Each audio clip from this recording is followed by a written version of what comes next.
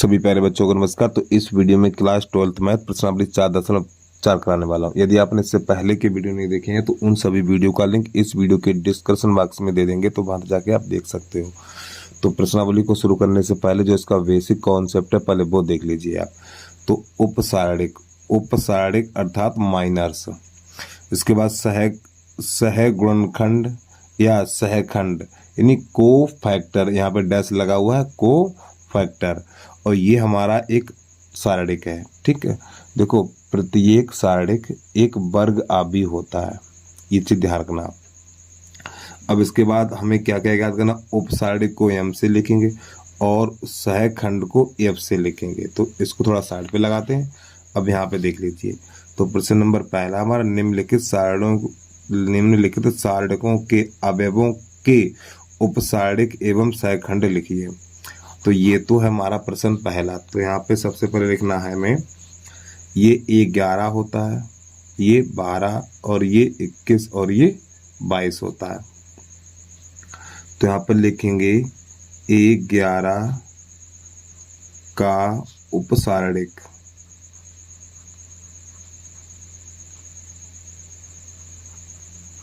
A11 का उपसारणिक। और सभी बच्चे ध्यान समझिए इसको, A11 का उपसारणिक और इसे लिखते हैं M11 से लिखेंगे। ठीक है, माइनस यानी कि जो उपसारणिक होता है माइनस और माइनस यानी M से लिखा जाएगा। अब ध्यान समझिए आप, देखो ये पहली पंक्ति और पहला स्तंभ, पहली पंक्ति पहला स्तंभ। सभी बच्चे ध्यान समझिए, पहली पंक्ति पहला स्तंभ कितना बचा, 3। तो यहाँ पे 3 लिख दीजिए। फिर यहाँ पे लिखेंगे हम अब ये 12 लिखेंगे। ठीक, A12 का उपसारणिक। अब यहाँ पे लिख देना है हमें M12 बराबर, देखिए समझिए। अब ये यहाँ पे A12 लिखा हुआ है, पहली पंक्ति दूसरा स्तंभ, पहली पंक्ति दूसरा स्तंभ, पहली पंक्ति दूसरा स्तंभ, क्या बचा 0। तो यहाँ पे हमें 0 लिख देना है। और चाहो तो यहाँ पे हेडिंग लिख लो उपसारणिक।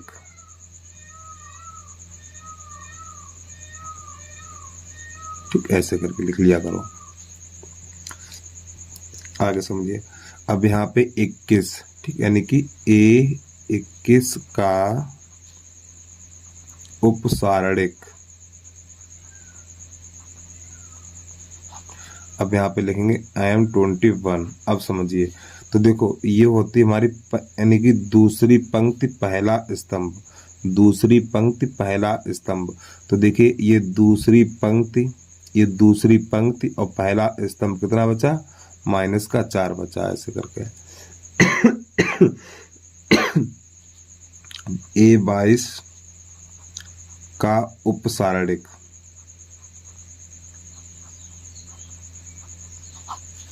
यहाँ पे M22 लिखेंगे। तो ये दूसरी पंक्ति और दूसरा स्तंभ, तो देखो दूसरी पंक्ति और दूसरा स्तंभ, तो कितना बचा, यहाँ पे 2 बचा हुआ है। तो ये तो हमने ज्ञात कर दिया उपसारणिक। अब इसके निकालने हैं सहखंड। तो सहखंड के लिए क्या करेंगे देखना, इसको पहले लिख लो हेडिंग के रूप में, सहखंड निकालेंगे हम।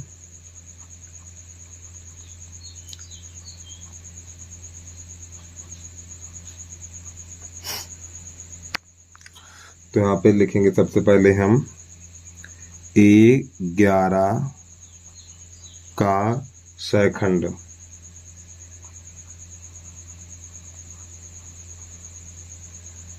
यानी ऐसे लिखेंगे A ऐसे करके। ठीक है,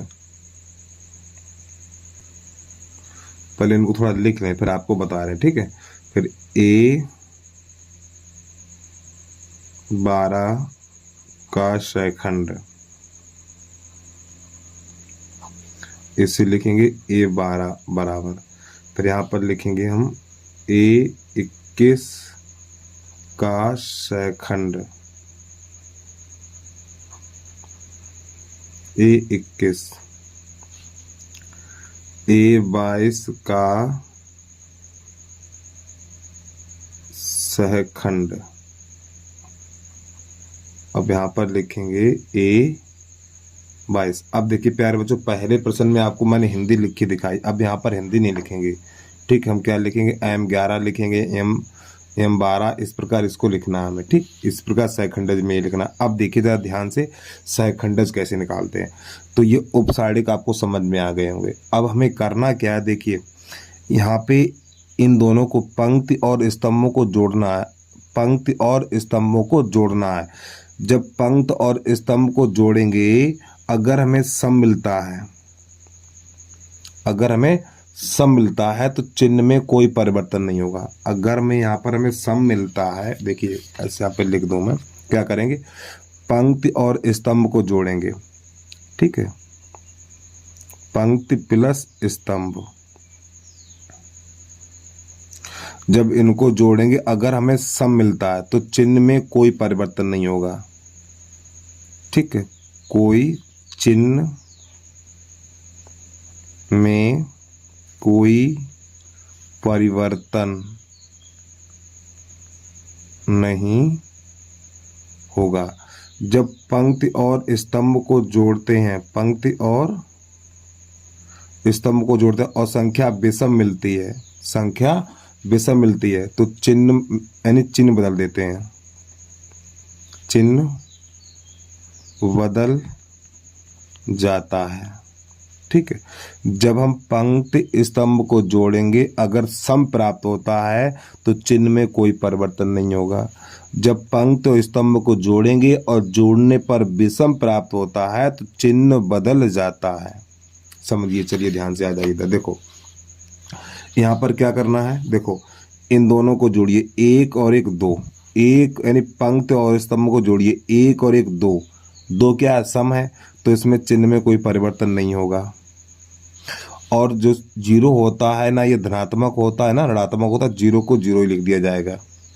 अब इसके आगे देखिए, अब यहाँ पर इन दोनों को जोड़ेंगे, दो और एक, दो और एक तीन, पंक्ति और स्तंभ को जोड़ा तो विषम प्राप्त हुआ। जब विषम प्राप्त होगा तो इसका चिन्ह बदल जाएगा। तो जब इन दोनों को जोड़ेंगे, एक बार फिर सुनिए, जब हम इन दोनों को जोड़ेंगे, दो और एक तीन, जब विषम प्राप्त होगा तो इन दोनों के चिन्ह बदल जाएंगे। तो क्या हो जाएगा, ये माइनस हो जाएगा हमारा, माइनस का माइनस है तो प्लस 4 हो जाएगा। जब विषम प्राप्त होगा तो चिन्ह बदल जाता है। अब यहाँ पे 2 और 2 4, 2 2 4 सम है तो इसका चिन्ह नहीं बदलेगा। लो, तो प्रश्न नंबर पहले का पहला हो गया हमारा कंप्लीट। अब इसके बाद पहले का दूसरा बता रहे हैं आपको। हमें क्या ध्यान रखना है, आपको उपसारिक समझ में आ गया। सहखंडज में क्या करना है, आपको यहाँ पे जोड़ना, पंक्ति और स्तंभ को जोड़ना। अगर जोड़ के सम आ गया तो चिन्ह नहीं बदलेगा, और जोड़ के विषम आ गया तो इसके उपसारिक के चिन्ह बदल दीजिए आप, ठीक। तो सहखंडज निकल के आ जाते हैं। अब चलिए प्रश्न नंबर दूसरा देखिए इसका। तो पहले का दूसरा है हमारा A C V और ये D। अब हमें इसका निकालना सबसे पहले उपसारिक, तो यहाँ पे लिख दो उपसारिक।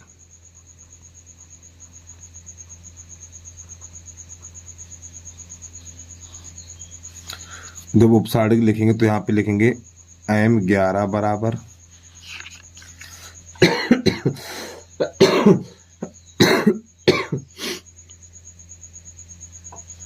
M11 और M12, M21 और M22।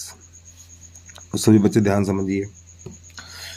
तो यहाँ पर देखो, ये पहली पंक्ति पहला स्तंभ क्या बचा, D। फिर पहली पंक्ति दूसरा स्तंभ, पहली पंक्ति दूसरा स्तंभ B। अब दूसरी पंक्ति पहला स्तंभ, दूसरी पंक्ति पहला स्तंभ क्या बचा, C। अब इसके बाद दूसरी पंक्ति दूसरा स्तंभ, दूसरी पंक्ति और दूसरा स्तंभ क्या बचा, A। तो ये तो हो गया हमारा उपसारिक। अब हमें लिख देना है इसका सहखंड, ठीक है। तो यहाँ पे लिख देंगे सहखंड या सहखंडज।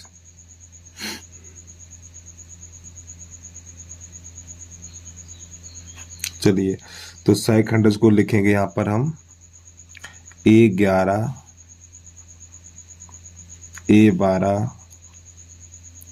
A21 और A22। तो हमें क्या करना है बेटा, इनके चिन्ह बदलना है। चिन्ह कैसे बदलेंगे, अगर इन दोनों को जोड़ेंगे सम प्राप्त होता तो चिन्ह में कोई परिवर्तन नहीं होगा, और विषम प्राप्त होता तो चिन्ह बदल जाता है। तो यहाँ पे देखिए 1 और 1 2, ये डी रहेगा हमारा। 1 और 2 3, तो ये माइनस का बी हो जाएगा हमारा। 2 और 1 3, ये भी विषम है तो माइनस का सी हो जाएगा। ये 2 2 4, तो ये ए रहेगा। हमें चिन्ह उसी का बदलना है जिसका विषम हो, जिस अंक यानी पंक्ति और स्तंभ का योग विषम है उसी का चिन्ह बदलना है, और जिसका सम है उसका चिन्ह नहीं बदलना। तो प्रश्न नंबर पहले का दूसरा हो गया हमारा कंप्लीट। तो हर सवाल आपको इस प्रकार करना है। तो यहाँ पे लिख दो उपसारणिक, उपसारणिक में ये लिख दो, और सहखंडज में ये लिख दो। अब इसके बाद दूसरे का पहला देखिए। तो यहाँ पर है दूसरे का पहला। अब व्यू वो सॉरी सारणिक है हमारा 1 0 0 1 0 0 1 है, 0 1 0 और ये 0 0 1। तो सबसे पहले इसका निकालना हमें उपसारणिक। सभी बच्चे ध्यान समझना, आप उपसारणिक निकालेंगे, थोड़ा इसका नियम अलग होता है, थोड़ा ध्यान से देखिए। उपसारणिक, तो यहाँ पे लिखेंगे M11 बराबर।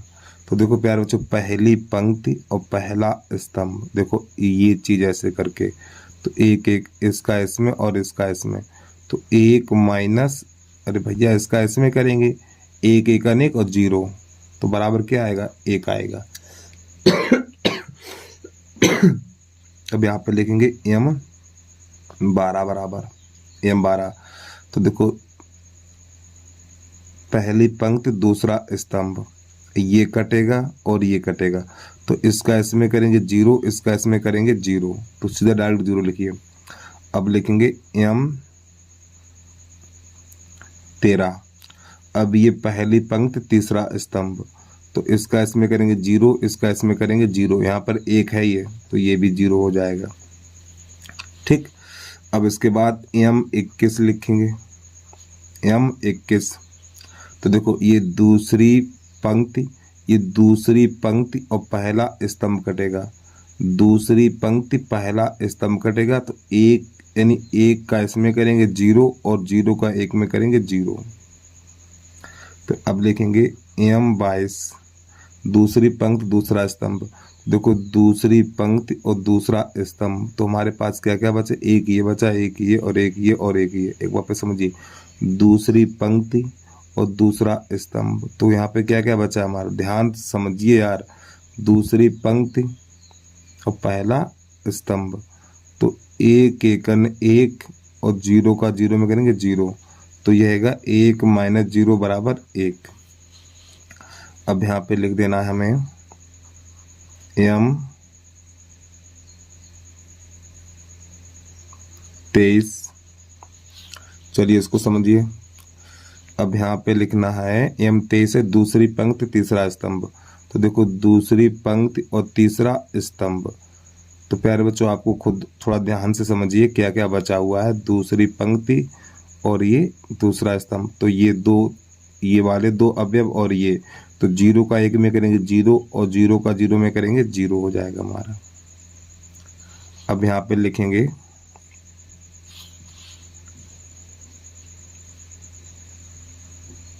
M31, M32 और M33। ठीक है, समझिए। अब तीसरी पंक्ति पहला स्तंभ, तो देखो तीसरी पंक्ति और पहला स्तंभ, तो 0 का 0 में और 0, तो ये 0 रहेगा हमारा। फिर इसके बाद तीसरी पंक्ति और दूसरा स्तंभ, तो यहाँ पे ये एक ये बचा, एक ये बचा और एक ये बचा, एक ये बचा, तो ये 0, ये भी 0 रहेगा हमारा। फिर इसके बाद यहाँ पे आ जाओ, तीसरी पंक्ति और तीसरा स्तंभ, तो 1 का 1 में करेंगे 1 और ये 0 का 0 में करेंगे 0, तो यहाँ पे 1 ही रहेगा आपका। तो ये तो हो गए हमारे उपसारिक। अब इसके निकालने हैं सहखंडज निकालने हैं। तो यहाँ पे इसी के सामने लिख दीजिए आप, थोड़ा गैप बना के, सहखंडज।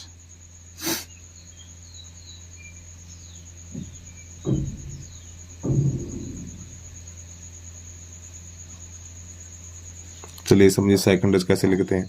तो इसके लिखना पड़ेगा हमें A11, A12 और A13। फिर यहाँ पर A21, A22, A23, A31, A32, A33, ऐसे आपको लिख देना है। अब चलिए समझिए, देखो, जिनका योग सम है उसका चिन्ह नहीं बदलना, जिसका योग विषम है, किसका, जिस, यानी कि यहाँ पे उपसारिक में पंक्ति और स्तंभों को जोड़ा जाता है। तो यहाँ पे देखिए 1 1 2, तो इसका चिन्ह नहीं बदलेगा, एक ही रहेगा।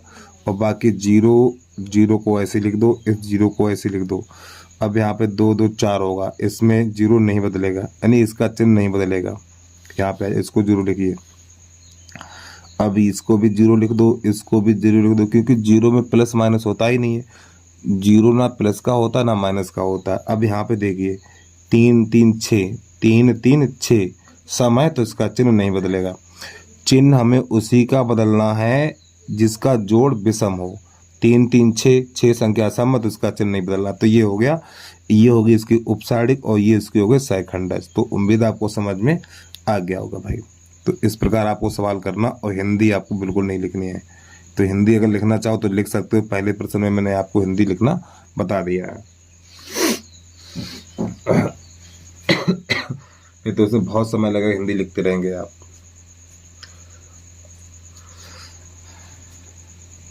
अब इसके बाद इसका दूसरा देखिए आप।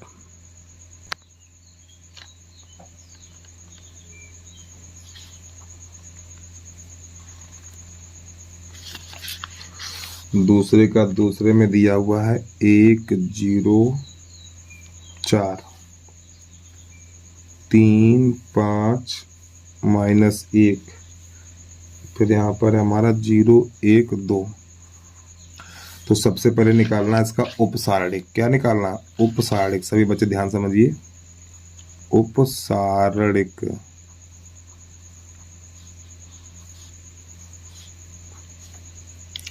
तो जब इसका उपसारणिक निकालेंगे तो हमें यहाँ पर लिखना है M11 बराबर, अरे यार, M12 और M13, फिर इसके बाद M21, M22 और M23। फिर लिखना हमें M31, M32 और M33। चलिए भाई देखना जरा ध्यान से। तो देखो M11 पहली पंक्ति पहला स्तंभ, पहली पंक्ति पहला स्तंभ। तो देखिए प्यारे बच्चों, पहली पंक्ति और पहला स्तंभ, तो 2 पंजे 10, फिर माइनस का चिन्ह आता है और 1 1 1 माइनस का 1, तो माइनस माइनस प्लस 1 बन जाएगा। ठीक, तो ये कितना हो जाएगा हमारा? 11 हो जाएगा। आगे समझिए। अब पहली पंक्ति दूसरा स्तंभ, पहली पंक्ति दूसरा स्तंभ, 2 3 6 और इसका 0 हो जाएगा। तो कितना लिखेंगे आप? 6 लिखेंगे।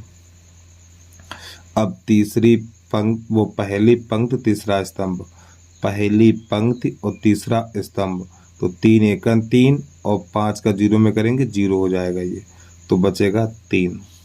चलिए आगे समझिए। अब यहाँ पे दूसरी पंक्ति पहला स्तंभ, तो बेटा ये है हमारी दूसरी पंक्ति और पहला स्तंभ, तो ये 2 बचे हुए हैं, तो 2 का 0 में करेंगे 0, ये माइनस का 4 हो जाएगा हमारा, माइनस का 4।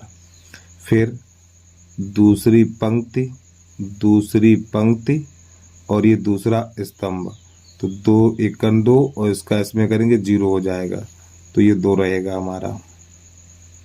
फिर ये दूसरी पंक्ति और तीसरा स्तंभ, तो 1 एकन 1 और 0 का 0, तो 1 लिखा जाएगा।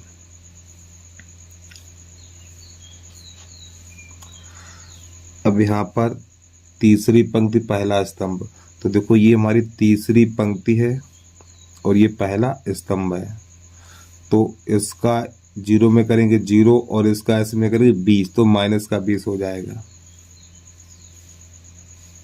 यहाँ पर आइए, फिर ये तीसरी पंक्ति और दूसरा स्तंभ, तो इसका इसमें करेंगे -1 और इसका इसमें करेंगे माइनस का 12, तो ये माइनस का 1 और माइनस का 12 बराबर माइनस का 13। फिर ये तीसरी पंक्ति और तीसरा स्तंभ, तो 5 एकन 5 और इसका हो जाएगा 0, तो 5 रहेगा। तो ये निकल के आ गए हमारे उपसारणिक। अब इसके निकालने हैं सहखंडज, तो यहाँ पे लिख देना है सहखंड, या सहखंडज भी लिख सकते हैं आप। ठीक, चलिए ध्यान समझिए। तो यहाँ पे A11, A12 और A13, A21, A22, A23, A31, A32, A33।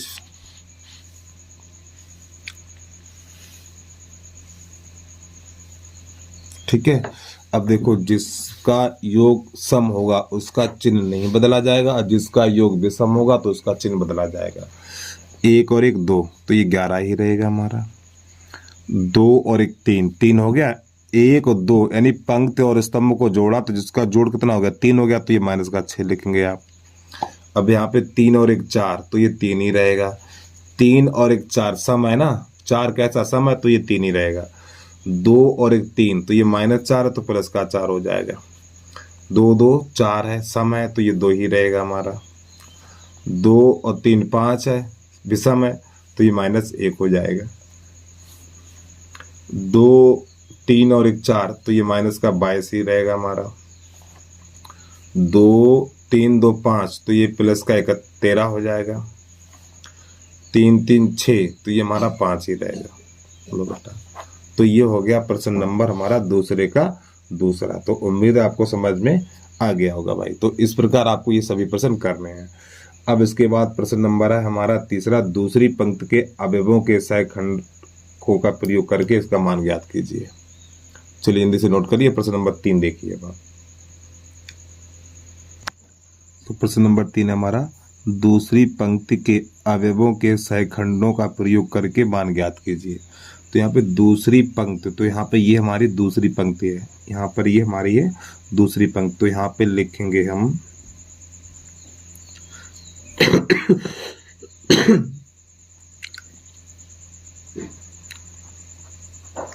दूसरी पंक्ति के सहखंड। चलिए भाई ध्यान समझिए, दूसरी पंक्ति के सहखंड निकालने हैं। यही तो हमारी दूसरी पंक्ति है, तो ये क्या कहलाएगा, ये कहलाएगा हमारा A21, यानी यहाँ पे लिखेंगे A21, अभी पे लिख लूँ मैं, ठीक है। तो इसके बाद A22, ठीक। फिर इसके बाद A23, ये वाले हमें सम्मान ज्ञात करने हैं। अब समझिए करते हैं क्या, ध्यान समझिए आप। देखो यहाँ पर दो काम एक साथ होंगे जब डायरेक्ट सहखंडज निकालते। देखिए यहाँ पर क्या होगा हमारा, इन दोनों को जोड़िए आप, 2 और 1 3, पहले यहाँ पे -1 लिख लो, -1 -1 और ये -1, इस प्रकार, ठीक। अब इसके बाद 2 और 1 3, तो यहाँ पे घात 3 लगाओ, 2 2 4, यहाँ पे 4 लगाओ, 2 और 3 5, तो यहाँ 5 घात लगाओ। अब ध्यान समझना क्या करने वाले हैं। देखो यहाँ पे दूसरी पंक्ति पहला स्तंभ, दूसरी पंक्ति पहला स्तंभ, तो प्यारे बच्चों दूसरी पंक्ति पहला स्तंभ, तो इसका गुणा इसमें करेंगे, 3 त्रिका 9, 3 त्रिका 9 और 8 दूनी 16, तो यहाँ पे लिखेंगे 9 - 16। अब आप ये बताइए हमें, बेटा इसका ये देखो घात विषम है तो इसका चिन्ह माइनस हो जाएगा। जब घात विषम है तो चिन्ह माइनस का हो जाएगा। तो यहाँ पे -1 और यहाँ बचेगा हमारा -7 और ये माइनस माइनस प्लस ये हो जाएगा हमारा 7। इस प्रकार फिर समझिए। अब दूसरी पंक्ति दूसरा स्तंभ, तो ये दूसरी पंक्ति और दूसरा स्तंभ, तो 5 तियो 15 और 8 एकन 8। तो यहाँ पे लिखेंगे हम 5 तियो 15, एक बार फिर समझो, दूसरी पंक्ति दूसरा स्तंभ, दूसरी पंक्ति और ये दूसरा स्तंभ, ठीक। 5 तियो 15 और 8 एकन 8, तो 15 - 8। अब यहाँ पे चिन्ह देखो, यहाँ पे -1 पे घात सम है, तो जब ये सम है तो चिन्ह आएगा प्लस का, चिन्ह आएगा प्लस का। तो क्या लिखेंगे यहाँ पर हमें लिखना प्लस, और प्लस लिखा नहीं जाता है तो खाली 1 लिख दो, और यहाँ पर बचेगा 7, तो ये 7 एकन 7 हो जाएगा। अब यहाँ पर देखिए दूसरी पंक्ति और तीसरा स्तंभ, दूसरी पंक्ति तीसरा स्तंभ, तो 5 दूनी 10 और 3 एकन 3, तो हो जाएगा 10 - 3। अब यहाँ पे चिन्ह -1 पे घात विषम है तो ये माइनस का चिन्ह आएगा, तो यहाँ पे लिखेंगे -1 और ये हो जाएगा 7। तो ये हो जाएगा हमारा 10 में से 3 जाएगा 7 बचेगा, तो ये हो जाएगा -7। ठीक, उम्मीद है आपको यहाँ तक समझ में आ गया होगा। अब इसका जो मान निकालना है उसको देखिए मान कैसे निकालते हैं यहाँ पर। तो यहाँ पे लिखेंगे दूसरी पंक्ति के साड़े का विस्तार, दूसरी पंक्ति से साड़े का विस्तार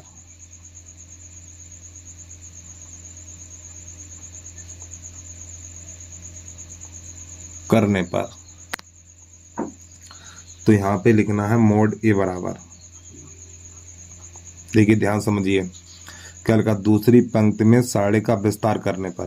तो प्यारे बच्चों दूसरी पंक्ति यही है हमारी, इसका विस्तार करेंगे, इसका करेंगे विस्तार, तो मोड निकालेंगे। तो ध्यान समझिए, तो यहाँ पे जब इसका विस्तार करेंगे, ज़्यादा दिमाग लगाने की जरूरत नहीं, तो यहाँ पे क्या करना है हमें, यही वाले लिखने हैं, यही वाले लिखने हैं। तो देखिए यहाँ पे लिखेंगे A21 गुणा A21 इस प्रकार, ठीक है, प्लस A22 और गुणा A22, फिर प्लस A23, यानी देखो ना यार ये क्या है, A21 है, A21 A22 और A23, A21 A22 और A23, और साथ में इसके लिखा इस यानी कि साथ में इसके सेकंडज लिख दीजिए, A21 A22 और A23। अब इसका मान लगा दीजिए। तो देखो यहाँ पर क्या है, इसका मान कितना 2 है, तो यहाँ पे 2 लगा देना हमें, ठीक। इसका मान कितना है 2 है, तो यहाँ पे 2 लगा दीजिए, 2 गुणा, और इसका मान कितना 7 है, तो यहाँ पे 7, प्लस A22 इसका मान कितना 0 है, और गुणा इसका मान कितना है 7 है, प्लस A23 का मान कितना 1 है, और A23 का मान कितना है -7 है। इसको हल करिए तो 7 दूनी 14 हो जाएगा, ये 7 दूनी 14, ये तो 0 रहेगा हमारा, और 7 एकन 7 -7, तो लो इसका आंसर कितना आएगा 7 निकल के आ जाएगा। तो ये प्रश्न का हल हो गया। तो उम्मीद है आपको समझ में आ गया होगा। चलिए भाई जल्दी से नोट कर लीजिए। अब इसके बाद हमारा अगला प्रश्न है प्रश्न नंबर 4।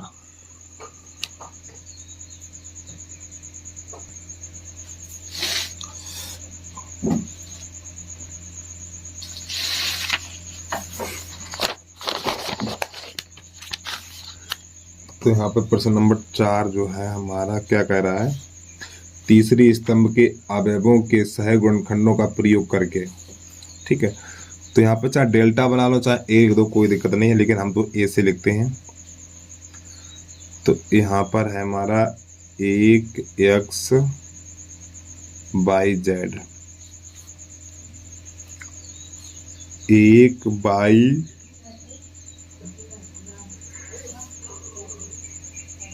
zx, 1 z xy,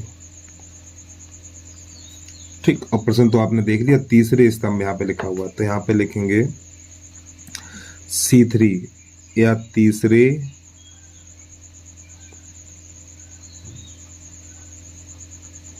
स्तंभ के सहखंडज।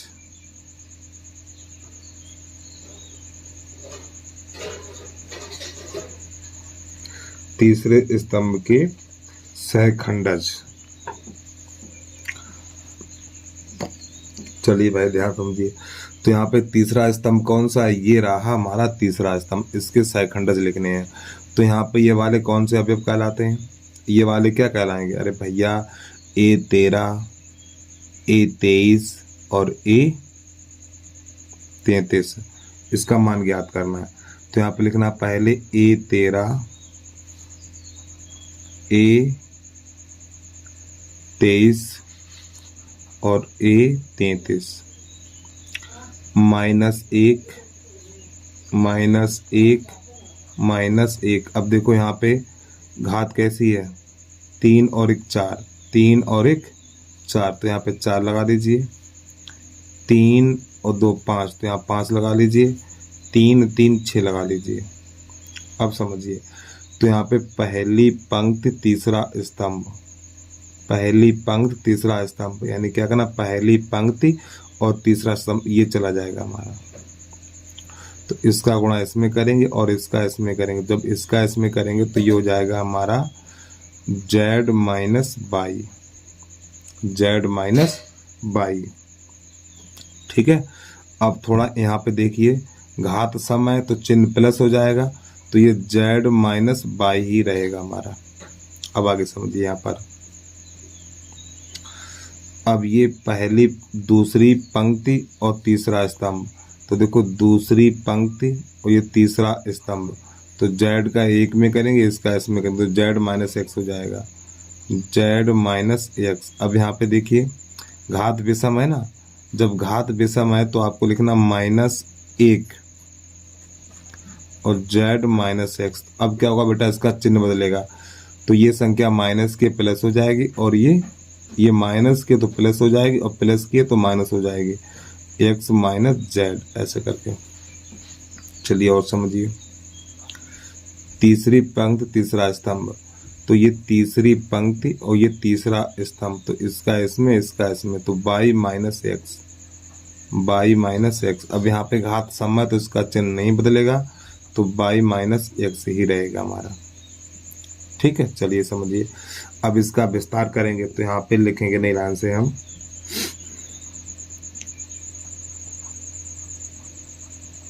तीसरे स्तंभ से साड़े का विस्तार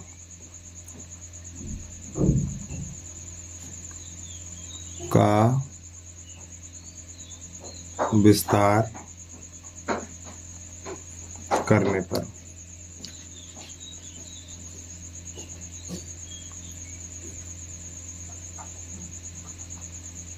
चलिए समझिए। देखो तो यहाँ पर हमें लिखना है, थोड़ा आप भी साड़ी दिखा दें आपको। देखो ये 13 है हमारा, A13, A23 और A33, तो यहाँ पे लिखना हमें A13, A23 और A33। अब गुणा A13 ऐसे करके, A23 और A33, इसके मान लगा दीजिए। अब इसका मान कितना? A13 का मान देख सकते हैं आप कितना है, ये YZ, और इसका मान ये हमारा Z minus by, plus A23 का मान, A23 का मान ये है ZX, और A23 का मान X minus Z, plus A13 का मान, सॉरी A33 का मान ये रहा हमारा XY, और A33 का मान हमारा ये है। अब इसको हल कर दीजिए। तो जब इसका इसमें गुणा करेंगे तो YZ² हो जाएगा, और इसका इसमें करेंगे तो Y² हो जाएगा, प्लस इसका इसमें करेंगे तो ये ZX² हो जाएगा, और इसका इसमें करेंगे तो माइनस का Z² हो जाएगा। इसका इसमें करेंगे तो ये हो जाएगा XY² हो जाएगा, और इसका इसमें करेंगे तो ये माइनस एक्स स्क्वायर बाई हो जाएगा। अब यहाँ पे ज़रा ध्यान समझना आप लोग, देखिए क्या करने वाले हैं यहाँ पर। गुणा करने के बाद अब इसमें कॉमन लेना है हमें। तो देखो यहाँ पर ये बाई स्क्वायर जेड किसको किसको लिखेंगे, बाई स्क्वायर जेड और इसके बाद बाई जेड स्क्वायर।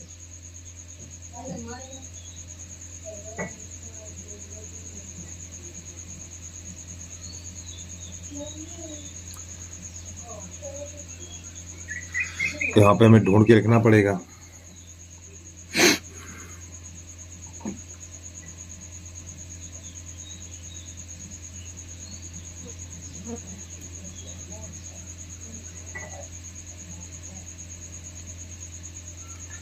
देखो इसको घुमा के लिखिए, जब इसको घुमा के लिखेंगे तो हो जाएगा बाई स्क्वायर जेड और प्लस बाई जेड स्क्वायर, इस प्रकार। ठीक है, माइनस है तो माइनस आगे लगा दीजिए।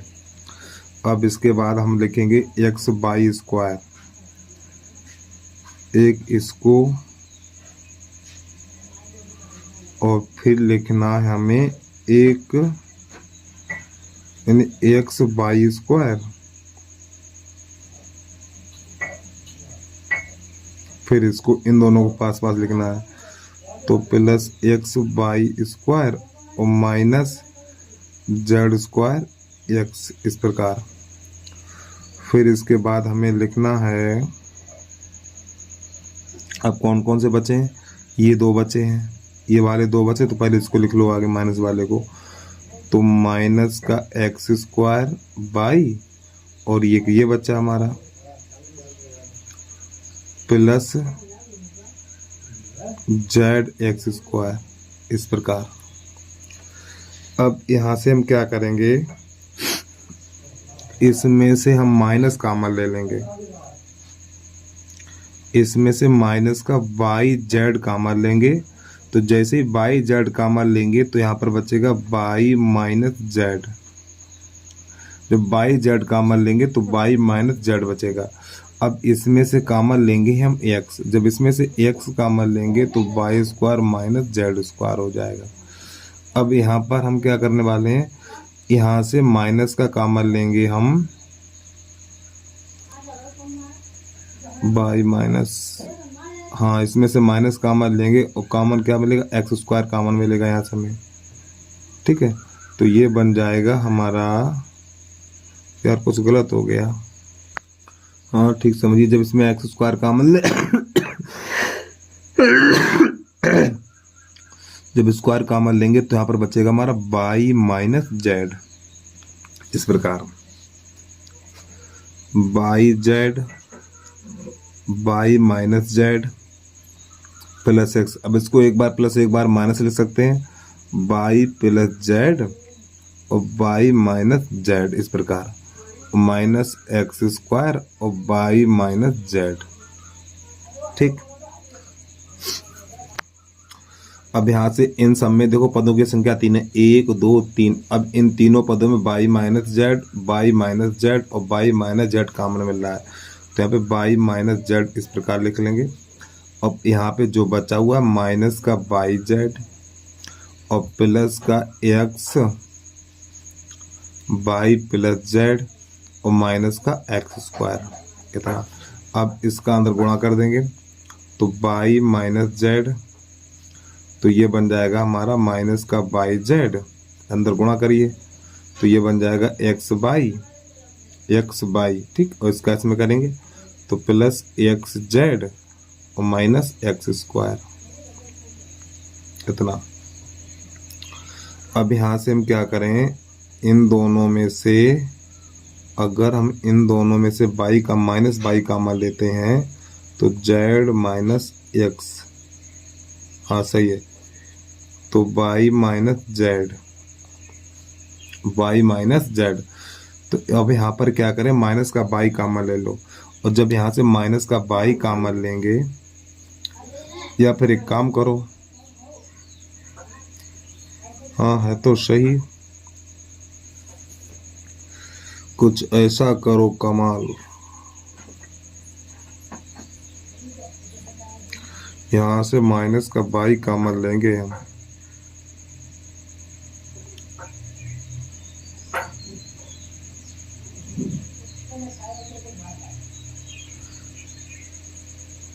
एक काम करो ना यार, इसको लिख लो आगे। यहाँ से x कॉमन लेंगे तो z, यहाँ पर हम कॉमन लेंगे बाई कॉमन लेंगे, ठीक, माइनस का बाई कॉमन लेंगे। चलो है माइनस बाई कॉमन ले लो। जब माइनस बाई कॉमन लेंगे तो यहाँ पर हो जाएगा z माइनस एक्स, ठीक है। अब यहाँ से प्लस का x कॉमन ले लेंगे। जब यहाँ से x कॉमन लेंगे तो प्यारे बच्चों यहाँ पर हो जाएगा हमारा z माइनस एक्स, इस प्रकार। अभी देखो बीच वाली संख्या एक जैसी है हमारी, थोड़ा और आगे बढ़ाइए, बाई माइनस जेड। अब यहाँ पर लिखा जाएगा z माइनस एक्स, पहले तो ये लिखा जाएगा। अब यहाँ पर लिखेंगे, देखो ये संख्या माइनस की और ये प्लस की है, यानी माइनस बाई प्लस एक्स, इस प्रकार। अब इसको थोड़ा घुमा के लिख दीजिए, सही कायदे से लिख दीजिए, बराबर का चिन्ह भी लगा दीजिए यहाँ पर। आप पहले इसको आंसर मैच कराने के लिए पहले इसको लिख लो। देखो ये माइनस का बाई है, प्लस का एक्स, इसको पलट के हम लिख सकते हैं एक्स माइनस बाई, ऐसे करके। फिर इसके बाद इसको लिख दो बाई माइनस जेड, फिर इसके बाद इसको लिख दो जेड माइनस एक्स। तो बच्चों ये हमारा हो गया प्रश्न। तो उम्मीद है आपको समझ में आ गया होगा। अगर कोई दिक्कत है वीडियो को बैक करके देख लो और आपको अच्छी तरीके से समझ में आ जाएगा। चलिए भाई जल्दी से नोट कर लीजिए। अब इसके बाद प्रश्न नंबर 5 है जो हमारा विकल्प है।